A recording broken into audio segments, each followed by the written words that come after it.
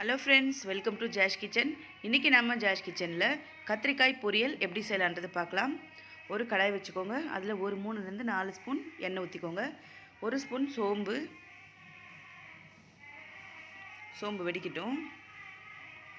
பட்டை, கிராம்பு, ஏலக்காய் இருந்தால் கூட போட்டுக்கலாம். அப்படின்னா வெறும் சோம்பு கூட போதும். ஒரு 2 வெங்காயம், மீடியம் சைஸில் 2 வெங்காயம் பொடியாக கட் பண்ணி போட்டுக்கோங்க. கொஞ்சமாக கருவேப்பிலை போட்டுக்கோங்க. போட்டு இது எல்லாத்தையும் நல்லா மிக்ஸ் பண்ணி விட்டுடலாம். வெங்காயம் கொஞ்சம் நல்லா வதங்கட்டும்.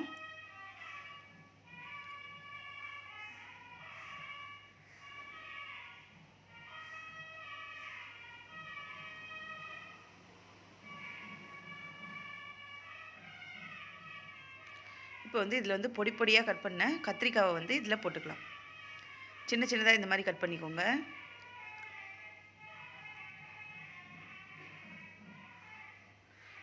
எல்லா கத்திரிக்காயும் போட்டுட்டு நல்லா மிக்ஸ் பண்ணி விட்டுடலாம்.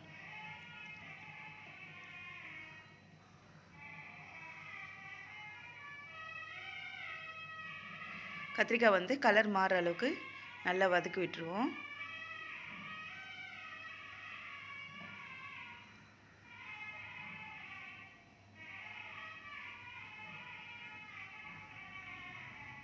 இப்போ பாருங்கள், கலர்லாம் மாறிடுச்சு பாருங்கள்.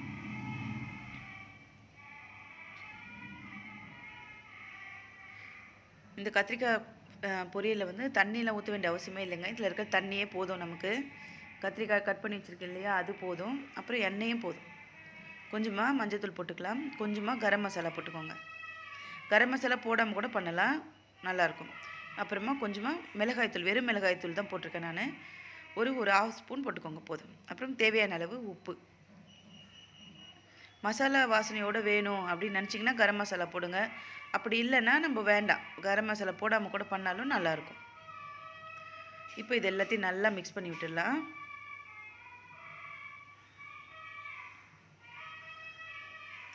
இந்த மசாலா எல்லாம் ஒன்றா மிக்ஸ் ஆகிற அளவுக்கு நல்லா கலந்து விட்டுருங்க.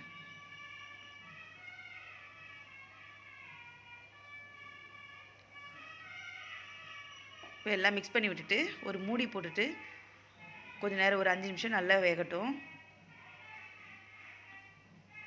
ஒரு 2 நிமிஷத்துக்கு ஒரு வாட்டி மட்டும் சும்மா ஒரு வாட்டி மிக்ஸ் பண்ணிக்கோங்க. அடி பிடிக்காமல் இருக்கும். அப்போ தான் மிக்ஸ் பண்ணிக்கோங்க.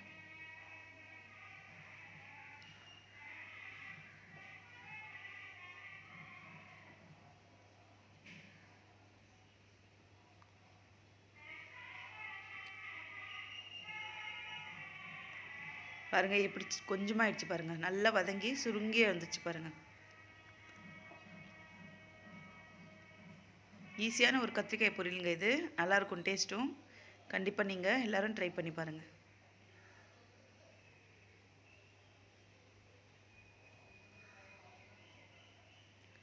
கண்டிப்பாக ட்ரை பண்ணி பார்த்துட்டு எப்படி இருந்தது எனக்கு கமெண்ட் பண்ணுங்கள். இந்த வீடியோ உங்களுக்கு பிடிச்சிருந்ததுன்னா லைக் பண்ணுங்கள், ஷேர் பண்ணுங்கள். கண்டிப்பாக நம்ம சேனலை